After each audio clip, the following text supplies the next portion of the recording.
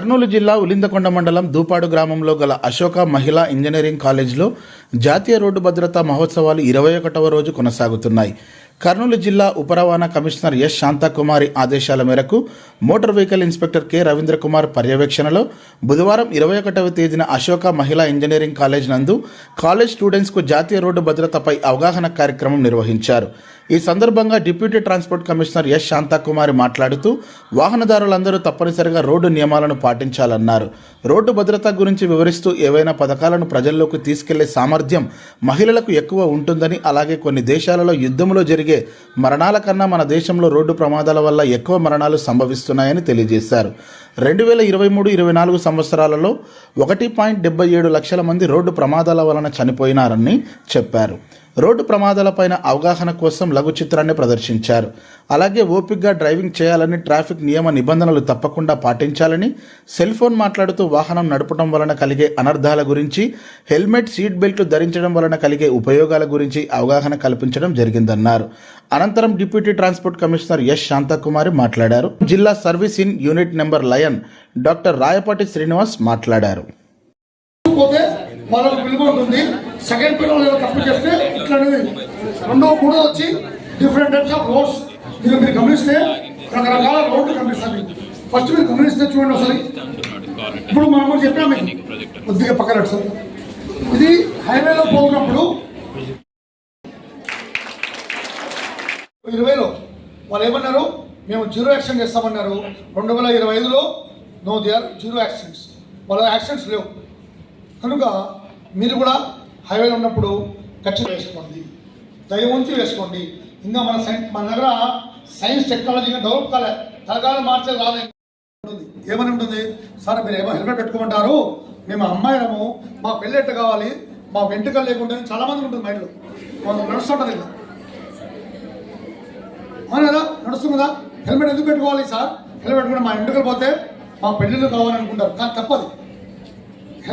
వెంట్రుకలకు కావాల్సినది కెరోటిన్ అనే ఒక మెలనిన్ అనే కీటోన్ అనే మనకు విటమిన్ ఈలో ఉంటుంది. చూడండి, మీరు కాంటే మీరు నెట్లో కొట్టి చూస్తే చాలామంది వెంట్రుకలు వచ్చేదాన్ని పోయే కారణం ఏమంటుంది, ఈ విటమిన్స్ వల్ల. ఏ విటమిన్స్? మెలనిన్, కెరోటోన్ అనే మన వెంట్రుకలతో ఉంటుంది. మీ ప్రతి వెంట్రుకల్లో సన్నటి ఒక నరువు పోతూ ఉంటుంది, బ్లడ్ తెలుసా మీకు? మన ప్రతి వెంట్రుకల్లో చాలా మెడులో అని మధ్యలో ఉంటుంది, దాని పక్కన క్యూటికల్ క్యూటెక్స్ అని ఉంటుంది. అర్థమైందా? దాని మధ్యలో వెళ్ళి అది ఎప్పుడు ఏమవుతుంది, రోజుకు 0.2 mm మన వెంట్రుకలు పెరుగుతూ ఉంటాయి. అది ఎప్పుడైతే వాళ్ళ మైట్రోకాండ్రియాలో పోతే రాలిపోతాయి వెంట్రుకలు, మళ్ళీ వస్తాయి. దానికి ఏం చేయాలి, మీరు ఎప్పుడు విటమిన్ ఈ ఎక్కువ తీసుకుంటే మీ వెంట్రుకలు రాలవు, వెంట్రుకలు బాగుంటాయి. కాబట్టి హెల్మెట్ పెట్టుకోవచ్చు, నిర్బంధంగా పెట్టుకోవచ్చు. ఏమది మనసులో తీసేయండి, వెంట్రుకలకు హెల్మెట్కు ముడి పెట్టద్దండి, అది తప్పుడు. అది అర్థమైందా? వాళ్ళు ఏమన్నారు, మేము జీరో యాక్సిడెంట్ చేస్తామన్నారు. 2025లో no they are zero accidents, వాళ్ళ యాక్సిడెంట్స్ లేవు.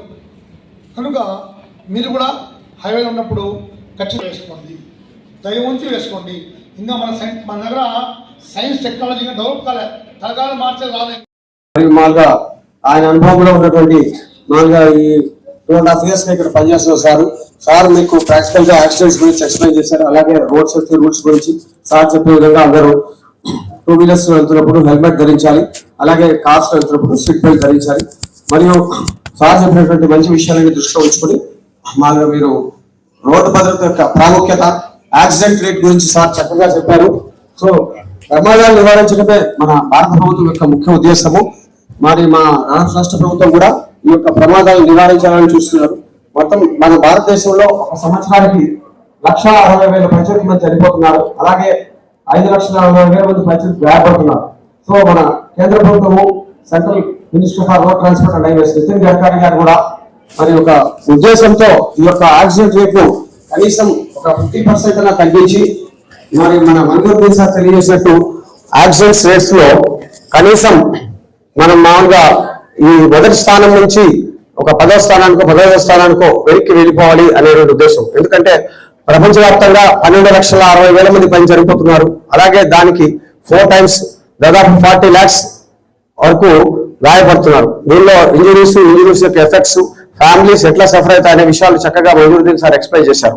అలాగే ఇప్పుడు ఈ యొక్క కార్యక్రమానికి ముఖ్య అతిథులుగా వచ్చేసినటువంటి legal services unit member Shri Rayapati Srinivas గారు, ఆయన lions district governor and advisor, వారిని రోడ్డు భద్రత గురించి కొన్ని విషయాలు తెలియజేసిందిగా ప్రార్థిస్తున్నాను.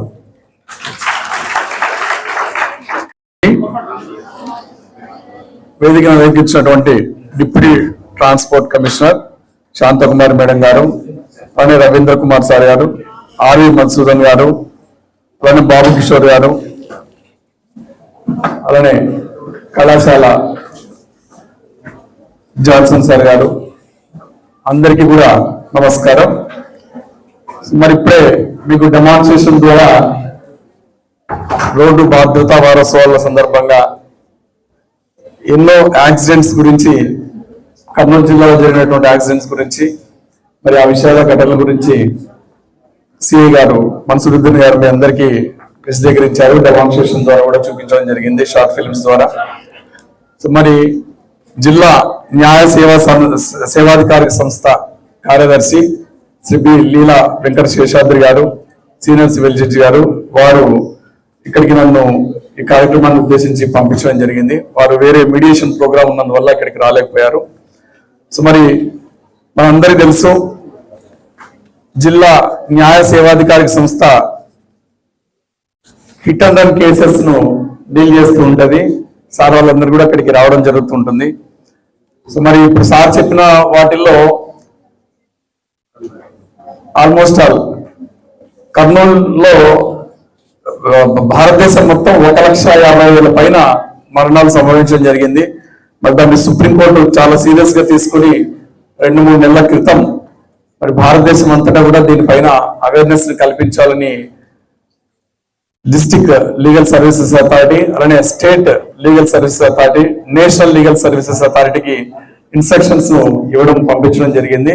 సో మరి అందులో భాగంగానే ఇప్పుడు మనకు జరుగుతున్నటువంటి జాతీయ రోడ్డు భద్రతా వారోత్సవాల్లో ఈ కార్యక్రమం నిర్వహించడం జరుగుతూ ఉంది. సో మరి హిట్ అండ్ రన్ కేసెస్ అంటే ఏంటో తెలుసు కదా మీ అందరికీ. అంటే మనం వాహనాలను గుర్తించగలగడం, గుర్తించలేకపోవడం. So hit and run cases కి సంబంధించి సెంట్రల్ గవర్నమెంట్ వాళ్ళు మరి ఇప్పుడు ఇన్సూరెన్స్ వీటన్నిటికి సంబంధించినటువంటి కేసెస్ లో ఇన్సూరెన్స్ ఇప్పించడం జరుగుతుంది. మరి అసలు వాహనాన్ని గుర్తించలేనప్పుడు, పూర్తిగా వాహనాన్ని గుర్తించనప్పుడు హిట్ అండ్ రన్ కేసెస్ లో డిస్ట్రిక్ట్ లీగల్ అథారిటీ సర్వీసెస్ నుంచి మరి కొంత ఆర్థిక సహాయాన్ని కూడా అందించడం జరుగుతుంది. దానికి సంబంధించి ఈసారి జడ్జి గారు వచ్చినప్పుడు దాని పూర్తి వివరాలను ఇక్కడ మీకు ఇవ్వడం జరుగుతుంది. సో మరి డిస్ట్రిక్ట్ లీగల్ అథారిటీ సర్వీసెస్ ఆధ్వర్యంలో శాశ్వత లోక్ అదాలత్ అని కొత్తగా ఏర్పాటు చేయడం జరిగింది. మేమందరూ లోక్ అదాలత్ వినే ఉంటారు. సో మరి పర్మనెంట్ లోక్ అదాలత్ అనేది మా సార్ చెప్పినట్టు ఈ కేసెస్ విషయంలో కొన్ని సంవత్సరాల తరబడి జరుగుతున్నాయి కాబట్టి ఇక్కడ ఒక 10 కేసెస్ కి సంబంధించి త్వరగా విత్ ఇన్ 60 days 90 days సమయంలోనే వాటిని పూర్తిగా పరిష్కరించే దిశగా ఈ పర్మనెంట్ లోక్ అదాలత్ అనేది ఉండడం జరుగుతుంది. అందులో ఒక 2 నిమిషాల్లో ఆ 10 వివరించడం జరుగుతుంది.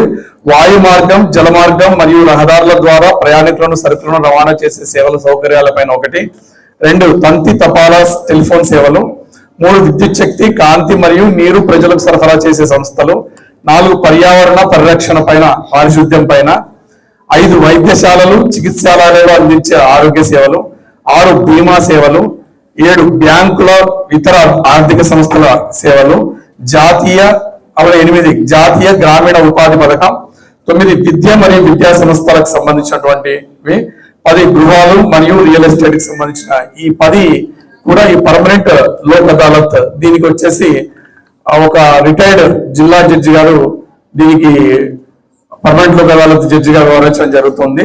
2 సభ్యులు ఉంటారు.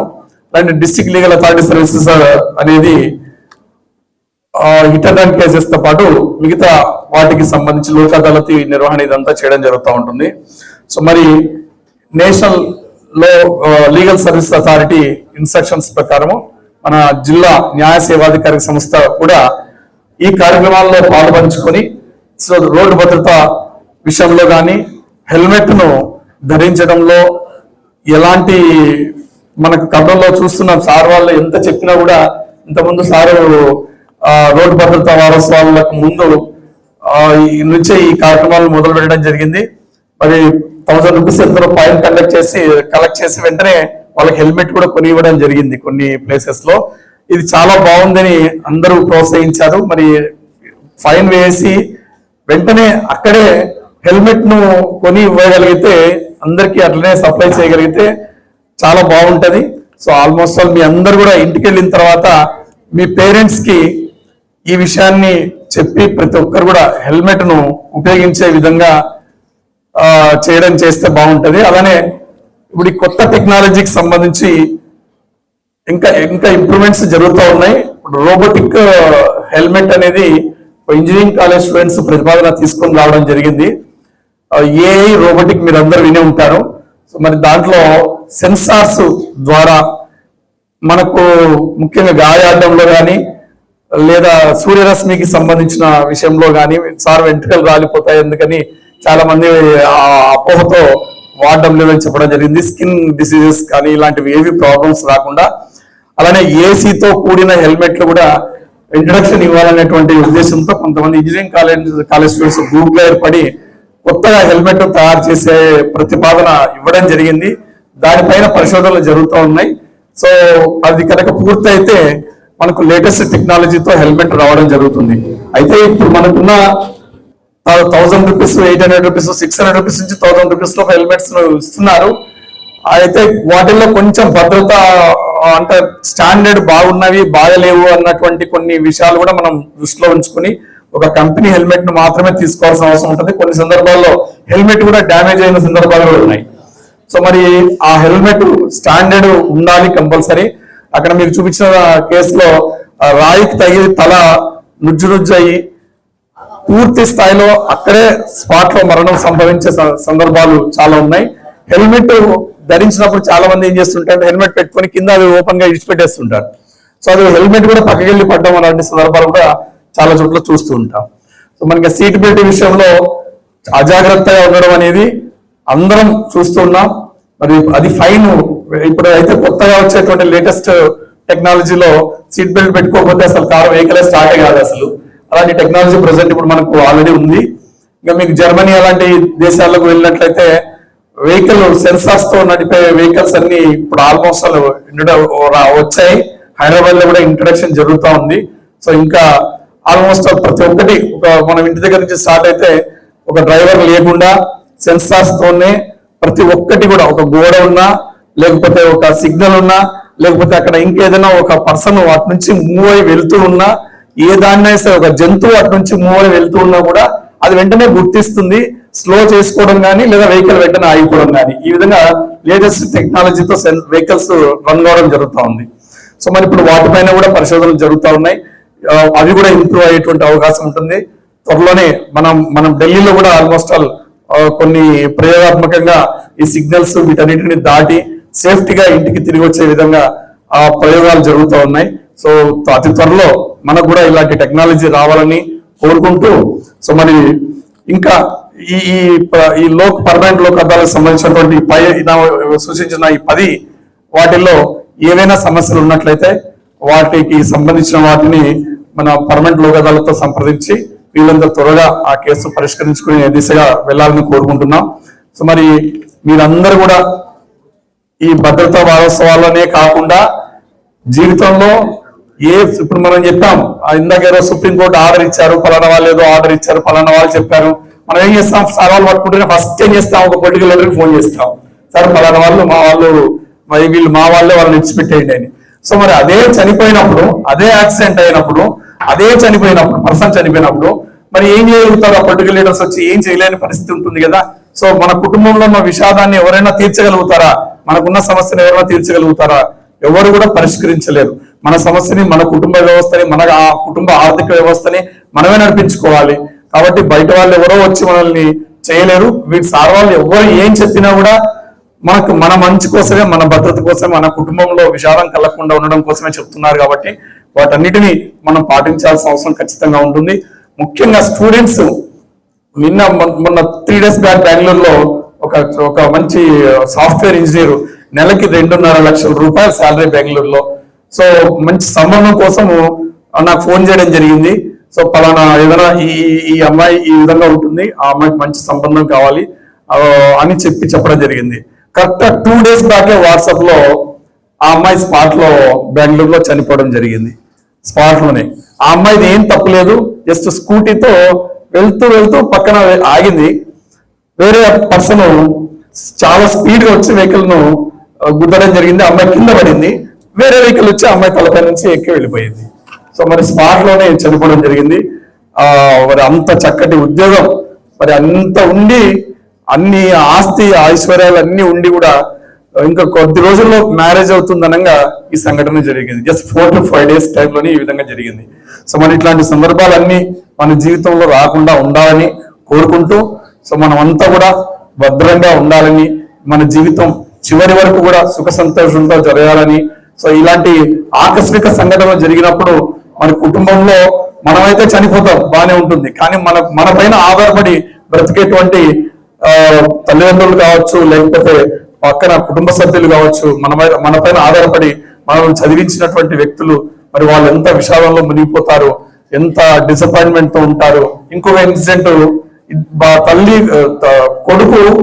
కొడుకు కూతురు ఇద్దరు కూడా యాక్సిడెంట్ లో చనిపోతారు. నిన్ననే టీవీలో న్యూస్ చూసాము. సో దాన్ని మర్చిపోలేక 10 to 15 days టైంలోనే వాళ్ళ తల్లిదండ్రి ఇద్దరు కూడా మళ్ళీ ఆత్మహత్య చేసుకుని చనిపోవడం జరిగింది. సో నిన్న న్యూస్ లోనే చూపిస్తూ ఉన్నారు. సో మరి వాళ్ళు దాన్ని దిగమింగుకోలేక మరి ఇంతటి కుటుంబ వ్యవస్థ మొత్తం కొలాప్స్ చేసేటువంటి పరిస్థితులు మనం తీసుకుని రాకుండా ఉండేటట్టుగా మనం ప్రయత్నం చేయాలి. సో మనం అందరం కూడా దీనిపైన అవగాహన కలిగించాలి. మనకు నిజంగా మనం అంతా చదువుకున్నాం, కానీ చాలా మంది సైలెన్సర్ ను తీసేసి రోడ్డు పైన చాలా స్పీడ్ గా డ్రైవ్ చేస్తూ వెళ్తూ ఉంటారు. వెంకటరమణ కాలనీ ఇటు సైడ్ అంతా మనం చూస్తూ ఉంటాం. సో మరి ఆ డ్రైవ్ చేసేటప్పుడు మనం కళ్ళు మూసి తెరిచేటప్పుడు వాళ్ళు ఎంత దూరం వెళ్ళిపోతుంటారు.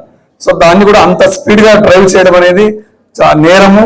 మరి సార్ చెప్పినట్టు మనం 31st నైట్ ఏ సంఘటన జరగకూడదని చాలా జాగ్రత్తలు తీసుకోవడం జరిగింది. అయినా కూడా సంఘటనలు జరిగాయి. హైదరాబాద్ లో కూడా సంఘటనలు జరిగాయి, చనిపోవడం జరిగింది. ఇలా మనం ఏదైనా సరే ఒక ఫెస్టివల్ కానీ ఏదైనా సరే మనం చక్కగా ఆనందంగా జీవితం ఫ్యూచర్ లో గడపాలని కోరుకునే విధంగా మన కుటుంబ సభ్యులందరూ సంతోషంగా ఉండే విధంగా ఉండాలని కోరుకుంటూ ఈ అవకాశం ఇచ్చిన పెద్దలందరికీ కూడా ధన్యవాదాలు తెలియజేస్తూ సెలవు తీసుకుంటాను. Thank you. ముఖ్యంగా మేము ఈ కార్యక్రమము మీ అందరితో ఏర్పాటు చేయడానికి ఒక ప్రధాన కారణం ఏంటంటే, మేము ఖచ్చితంగా ఉమెన్స్ తో ప్రోగ్రామ్ చేయాలని మేము డిసైడ్ చేయడం జరిగింది. దానికి ప్రధాన కారణం ఏంటంటే, ఏదైనా ఒక ప్లాన్ అనేది ఖచ్చితంగా ఎగ్జిక్యూట్ చేయాలి అంటే మహిళలు తలుచుకుంటే తప్పనిసరిగా వాటిని సాధించి తీరుతారు.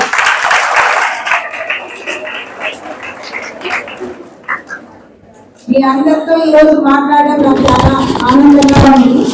ఈ యొక్క వేదిక మీ అందరికీ ఒక మంచి కార్యక్రమంగా ఉపయోగపడాలనే ఉద్దేశంతో ఈ కార్యక్రమాన్ని ఏర్పాటు చేయడం జరిగింది. దీని యొక్క ముఖ్య ఉద్దేశము, please don't talk back side. All my students, please don't talk. National road safety month ఏదైనా ఒక ప్రోగ్రామ్ చేయడానికి మనకు అందరికీ తెలుసు, ఓల్డ్ డయాబెటీస్ డే అనో లేదంటే ఓల్డ్ క్యాన్సర్ డే అనో ఒక రోజు అనేది మనం ఏర్పాటు చేసుకుంటాం. ఇంకా మహా అయితే దాని యొక్క ప్రాముఖ్యత గురించి ఒక అవేర్నెస్ వీక్ అనేది ఉంటుంది. కానీ రోడ్ సేఫ్టీ మంత్ అనేది ఒక మంత్ పాటు ఎందుకు పెట్టాల్సి వచ్చింది అనే దానికి మనం ఒకసారి ఆలోచించుకుందాము. ఇందాక వక్తలందరూ మాట్లాడినట్టు మనందరికీ తెలుసు, రీసెంట్ గా రష్యా ఉక్రెయిన్ యుద్ధము గత 4-5 years నుంచి 2022 నుంచి జరుగుతోంది. అలాగే రీసెంట్ గా మనకి అప్పుడప్పుడు పాలస్తీనా ఇజ్రాయెల్ యుద్ధము, ఇలా కొన్ని యుద్ధాలు కూడా జరుగుతూ ఉన్నాయి. మనం రష్యా ఉక్రెయిన్ యుద్ధం తీసుకుంటే యుఎన్ఓ నివేదికల ప్రకారము దాదాపు 17,000 members were killed in this war and 37,000 people were injured. But మన ఇండియాలో గత అంటే 2023 ఇయర్ లో 2024 లో మనకు మినిస్ట్రీ ఆఫ్ రోడ్ ట్రాన్స్పోర్ట్ ఈ యొక్క యాక్సిడెంట్ డేటా అనేది రిలీజ్ చేయడం జరుగుతుంది. దాని ప్రకారము 1,77,000 people were killed in road accidents. అంటే మీరు అర్థం చేసుకోండి, ఒక యుద్ధంలో కంటే కూడా ఎక్కువ మంది ఈ రోడ్డు ప్రమాదాల్లో మరణిస్తున్నారంటే ఎంత అలార్మింగ్ సిచ్యువేషన్ ఉంది అనేది. ఈ చనిపోతున్న వాళ్ళలో కూడా ఎక్కువ మంది 18 నుండి 45 ఏజ్ గ్రూప్ ఉన్నటువంటి ప్రొడక్టివ్ ఏజ్ గ్రూప్, ఎవరైతే ఇంటికి ఒక సంపాదన తెచ్చి కుటుంబాన్ని పోషించేటువంటి వ్యక్తిగా వాళ్ళకి అలాంటి శక్తి అనేది మన దేశం నుంచి ప్రతి సంవత్సరము ఇన్ని లక్షల మంది చనిపోతున్నారంటే ఎంత మనం దాని గురించి శ్రద్ధ వహించాల్సినటువంటి అంశం అనేది. మనం అందరం ఏమనుకుంటాము, రోడ్ యాక్సిడెంట్ అంటే ఎవరికో జరుగుతుంది, రోడ్ మీద వెళ్ళే ఎవరికో జరుగుతుంది, మనకు సంబంధం లేదు, మనకు జరగదు అని మనం అనుకుంటాం. కానీ ఇక్కడ ఎంతమంది రోడ్డు మీద ప్రయాణం చేయకుండా ఇంటికి వెళ్ళగలుగుతున్నారు ప్రతిరోజు వాళ్ళ పనులు చేసుకొని. మనం అందరూ కూడా ఆ రోడ్ యూజర్సే. ఆ రోడ్ యాక్సిడెంట్ ఎవరికి జరుగుతుందనే దానికి ఎవరికి తెలియదు. ఎవరు ఇంటెన్షనల్ గా ఈ రోజు నేను బయలుదేరే ముందే వెళ్ళి ఎవరైనా దారిలో వస్తే ఒక ఇద్దరిని వేసేసి ఇంటికి వెళ్ళిపోవాలని ఎవరైనా అనుకుంటారా? ఎవరు ప్లాన్ చేసి యాక్సిడెంట్స్ చేయరు కదా. కానీ మనం ప్లాన్ చేసుకుంటేనే రోడ్ యాక్సిడెంట్స్ అనేవి తగ్గుతాయి. మనం ఎవరు ఇంటెన్షనల్ గా చేయకపోయినప్పటికీ కూడా కాన్షియస్ గా మనం ఒక డెసిషన్ తీసుకొని దాన్ని మన లైఫ్ లో మనం అలవాటుగా మార్చుకున్నప్పుడే రోడ్ యాక్సిడెంట్స్ అనేవి తగ్గుతాయి, ఖచ్చితంగా తగ్గుతాయి. మనం వీటన్నిటికీ పెద్ద పెద్ద కారణాలు ఇందాక మన ట్రాఫిక్ మన్సూర్ సార్ చెప్పినట్టు మనకి ఎక్స్ట్రీమ్ రైట్ వే అంటే ఏంటో తెలియకపోవచ్చు, కానీ పెద్ద పెద్ద విషయాలు తెలియకపోవచ్చు. చాలా చిన్న విషయాలు, మనకు తెలిసిన చిన్న విషయాల్ని మనము మన లైఫ్ లో అలవాటుగా పెట్టుకుంటే ఖచ్చితంగా కూడా మనము సగానికి సగం రోడ్ యాక్సిడెంట్ ని తగ్గించవచ్చు. మీ అందరికీ తెలుసు, మీ ఫాదర్ గాని మీ ఇంట్లో ఎవరైనా సరే వాళ్ళు లేకుండా మీ లైఫ్ ఎలా ఉంటుందో ఒక్కసారి ఇమాజిన్ చేసుకోండి. మనం రోజు బయటికి వెళ్ళాలంటే మనకి పాకెట్ మనీ కావాలి, మనకి ఎక్కడి నుంచి వస్తుంది, మన మీద ఆటోమేటిక్ గా ఫాదర్ దగ్గర నుంచి వచ్చేస్తుందని మనం అందరూ అనుకుంటాము. కానీ ఆ ఫాదర్ ఎంత కష్టపడి ఆ కుటుంబాన్ని పోషిస్తూ ఉన్నాడు. సడన్ గా ఒకవేళ ఫాదర్ లేకపోతే ఆ పాకెట్ మనీ, మీ ఫీజులు కావచ్చు, మీ లైవ్లీహుడ్ ఎక్కడి నుంచి వస్తుంది? నేను మీకు ఒక చిన్న ఎగ్జాంపుల్ చెప్తాను. రీసెంట్ గా ఒక 1 month అయింది, మా రిలేటివ్ ఒక అతను యాక్సిడెంట్ లో చనిపోవడం జరిగింది. అతని ఏజ్ 42 years. అతనికి 2 అమ్మాయిలు ఉన్నారు, ఒక అబ్బాయి. ఇద్దరు అమ్మాయిలు వచ్చేసి ఒక అమ్మాయి పాలిటెక్నిక్ చదువుతోంది, ఇంకొక అమ్మాయి నర్సింగ్ చదువుతోంది. అతను ఇంటి దగ్గర ఒక చిన్న ఫ్యాక్టరీలో జాబ్ చేస్తాడు. జాబ్ చూసుకొని ఇంటికి వెళ్లే క్రమంలో హైవే పైన తుమ్కూరు దగ్గర నైట్ టైం లారీ యాక్సిడెంట్ జరిగింది. అతను సీరియస్ గా ఉండి హాస్పిటల్లో అడ్మిట్ చేశారు.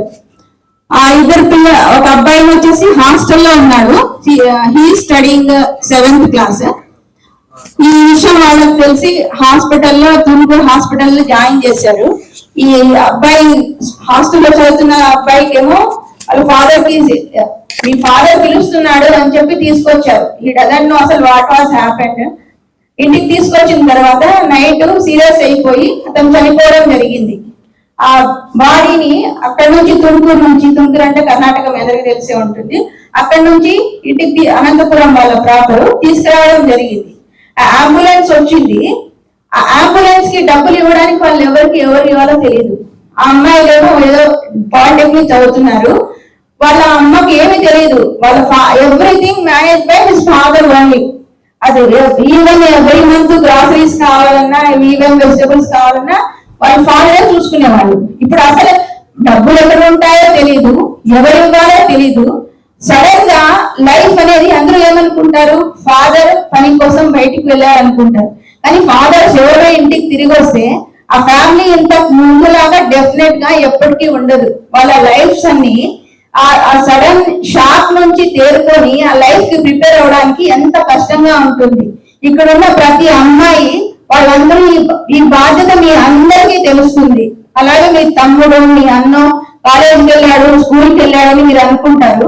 పొరపాటున వాళ్ళకి ఏమన్నా అయ్యి ఇంటికి వాళ్ళ లైఫ్ లో లేకపోతే ఆ పెయిన్ మీ అందరికీ తెలుసు. ఆ ఫ్యామిలీలో వాళ్ళ యొక్క విలువ కాబట్టి ఇక్కడ ఉన్న ప్రతి అమ్మాయికి నేను రిక్వెస్ట్ చేస్తున్నాను, మీ ఫాదర్ గాని మీ బ్రదర్స్ గాని ఎవరన్నా ఇంటి దగ్గర నుంచి బయలుదేరేటప్పుడు ఖచ్చితంగా వాళ్ళు 2 వీలర్ మీద వెళ్ళేటట్టయితే హెల్మెట్ ని తప్పనిసరిగా వాడేటట్టు అలవాటు చేసుకోండి. ఇదేం క్యాజువల్ గా రాదు. ఇప్పుడు మనం రోజు బయటకు వెళ్ళాలంటే ఆ చెప్పులు వేసుకోవాలి, ప్లాన్ చేసుకోవాలి, చెప్పులు తెచ్చుకోవాలి, ఇంత ప్లాన్ చేసుకుంటామా? మన అందరికి రోజు బయటకు వెళ్ళాలంటే చెప్పులు వేసుకొని వెళ్ళడం అనేది ఒక అలవాటు. కాబట్టి చెప్పులు లేకుండా ఏ మనిషి బయట రోడ్డు మీదకి రాడు. అలాగే 2 వీలర్ మీద వెళ్ళే ప్రతి వ్యక్తి హెల్మెట్ పెట్టుకున్నట్టయితే ఖచ్చితంగా 50% మరణాన్ని మనం తగ్గించడానికి అవకాశం ఉంది. ఈ చనిపోతున్న వాళ్ళలో 2 వీలర్స్ అలాగే పెడస్ట్రియన్స్ 50% ఉంటున్నారు. ఎందుకంటే ఒక పెద్ద వెహికల్ కి 2 వీలర్ కి మధ్య యాక్సిడెంట్ జరిగినప్పుడు ఖచ్చితంగా విక్టిమ్ అనే వ్యక్తి 2 వీలర్ చిన్న వెహికల్ వ్యక్తే ఉంటాడు. కాబట్టి మనం చాలా కాన్షియస్ గా అప్రమత్తంగా ఉన్నట్టయితే ఒక చిన్న చిన్న అలవాట్లు మన లైఫ్ లో ప్రతి ఫ్యామిలీ ఒక ఫ్యామిలీ ప్లెడ్జ్ ఒకదాన్ని తీసుకోవాలి. మీ కుటుంబంలో ఉన్నప్పుడు మీ ఇంట్లో వాళ్ళు ఎంత విలువైన వాళ్ళో, మీ వాళ్ళ వల్ల మీ ఫ్యామిలీ ఎంత హ్యాపీగా ఉందనే విషయము మీ నాన్నకు చెప్పండి, మీ బ్రదర్స్ కి చెప్పండి. వాళ్ళు కంపల్సరీగా హెల్మెట్ తీసుకోవాలి. అలాగే ఓవర్ స్పీడ్ అనేది చేయకుండా రోడ్డు మీద వెళ్ళేటప్పుడు ఒక 80 హైవేస్ మీద మాక్సిమం 80 km/h కంటే ఎక్కువ స్పీడ్ వెళ్ళకపోతే అట్లీస్ట్ వెహికల్ మన కంట్రోల్లో ఉంటుంది. మనము చాలా సార్లు చిన్న విషయాల్ని నెగ్లెక్ట్ చేయడం, మనకు అన్ని ఫ్యూచర్ ప్లాన్స్ అందరికీ ఉంటాయి. నేను ఈ ఇయర్ తర్వాత ఏం కెరీర్ తీసుకోవాలి, తర్వాత ఫ్యామిలీలో అందరికి ఏ స్కూల్ జాయిన్ చేయాలి, కాలేజ్ చేయాలి. కానీ ఇవన్నీ మీ లైఫ్ సెక్యూర్డ్ గా ఉన్నప్పుడే ఇవన్నీ పాసిబుల్ అవుతాయి. మీరు ముందుగా మీ లైఫ్ ని సెక్యూర్డ్ గా ఉండేటట్టు చూసుకోండి. ఏ ప్రమాదానికి లేనంత ఎక్కువ అలార్మింగ్ మరణాలు అనేవి రోడ్డు యాక్సిడెంట్స్ ద్వారా జరుగుతున్నాయి. కాబట్టి మీరు స్టూడెంట్స్ రోడ్డు పైన వెళ్ళేటప్పుడు సెల్ ఫోన్ డ్రైవింగ్ దయచేసి చేయొద్దు. చాలా మంది స్టూడెంట్స్ చూస్తూ ఉంటాము, చెవి ఇలా పెట్టుకొని డ్రైవింగ్ చేస్తూ ఉంటారు. ఇవి చూడటానికి చాలా స్టైలిష్ గా ఉంటాయేమో కానీ లైఫ్ ఒక్కసారి ఏమన్నా అయితే ఆ పేరెంట్స్ ఆ ఫ్యామిలీ పడే బాధ చాలా వర్ణనాతీతంగా ఉంటుంది. అలాగే ఎక్కువ మీరు నేషనల్ హైవే మీద ఉన్నారు కాబట్టి ఒక చిన్న విషయం చెప్పాలి. దయచేసి రోడ్డు మీద ప్రయాణం చేసేటప్పుడు నైట్ టైమ్స్ లో వెహికల్స్ ని ఎక్కడ పడితే అక్కడ ఆపేసి ఏదైనా వర్క్ ఉంటే ఏదైనా మీరు ఫేస్ వాష్ చేయడానికి దయచేసి నైట్ టైమ్స్ మాత్రము మీరు ఎక్కడ పడితే అక్కడ ఆపొద్దు. నైట్ విజన్ ఎలా ఉంటుంది అంటే ముందు వెళ్తున్న వెహికల్ అది స్టేషనరీ పొజిషన్ లో ఉందా లేదంటే మూవింగ్ లో ఉందా అనే విషయము వెనుక వస్తున్న వెహికల్ కి చాలా దగ్గరకు వస్తే గానీ అది అర్థం కాదు. అలాంటి కేసెస్ లో చాలా ఈ మధ్య చూస్తున్న యాక్సిడెంట్స్ రోడ్ పైన నిలబెట్టి ఉన్న వెహికల్ ని వెనక నుంచి హిట్ చేసిన కేసెస్ ఎక్కువ జరుగుతున్నాయి. దయచేసి ఈ ఒక విషయాన్ని గుర్తించుకోండి. అలాగే నైట్ టైం ప్రయాణం చేసేటప్పుడు మీరు ఏదైనా ఫంక్షన్స్ కానీ పార్టీస్ కానీ వెళ్తున్నప్పుడు మీరు వీలైనంత నైట్ 10 తర్వాత జర్నీస్ కంపల్సరీగా అవాయిడ్ చేయండి. మీరు ఇందాక టెక్నాలజీసే పరివర్తన అని చెప్పారు. దాని అర్థం ఏమంటే మనందరికీ తెలుసు, ఒక ఇక్కడ నుంచి మీరు ఏ ఊరికి వెళ్ళాలో, ఎంత డిస్టెన్స్ ఉంది, ఎంత స్పీడ్ తో వెళ్తే ఎన్ని గంటలకు రీచ్ అవుతారనే క్యాలిక్యులేషన్ మీరు అందరూ చేసుకోగలుగుతారు. ఆ జర్నీని మీరు నైట్ టైం లేకుండా ప్లాన్ చేసుకోవడం వల్ల, ఎందుకంటే మన బయలాజికల్ అలారం అనేది మనకు నైట్ టైం నిద్రపోవడానికి ఈవినింగ్ 6 తర్వాత సన్సెట్ తర్వాత మెలటోనిన్ హార్మోన్ రిలీజ్ అవ్వడం వల్ల మనం ఆటోమేటిక్ గా మనకి నిద్ర రావడం అనేది సహజంగా జరుగుతుంది. ఆ క్రమంలో మీరు నైట్ టైం 10 తర్వాత నైట్ ఎక్కువ యాక్సిడెంట్స్ జరుగుతున్న ఘోర accidents night 2-3 o'clock early morning hours mid night లో జరుగుతున్నాయి. ఆ టైంలో మీరు రెస్ట్ తీసుకొని మిగిలిన టైంలో మీరు డ్రైవింగ్ చేసేటట్టు ప్లాన్ చేసుకుంటే ఈ యాక్సిడెంట్స్ ని మనము అవాయిడ్ చేయడానికి అవకాశం ఉంది. ప్రతి ఒక్కరిని మనం బాధ్యతగా మన ప్రాణం మనం రక్షించుకోవడానికి మనకు ఎవరో ఫైన్ వేయాల్సిన అవసరం లేదు, అలాగే ఎవరు మనకి శిక్షించాల్సిన అవసరం లేదు. మన ప్రాణం మన రక్షణ. మనం అందరూ బాధ్యతతో ఈ రోడ్ యాక్సిడెంట్స్ ని తగ్గిస్తారని కోరుకుంటూ ధన్యవాదాలు.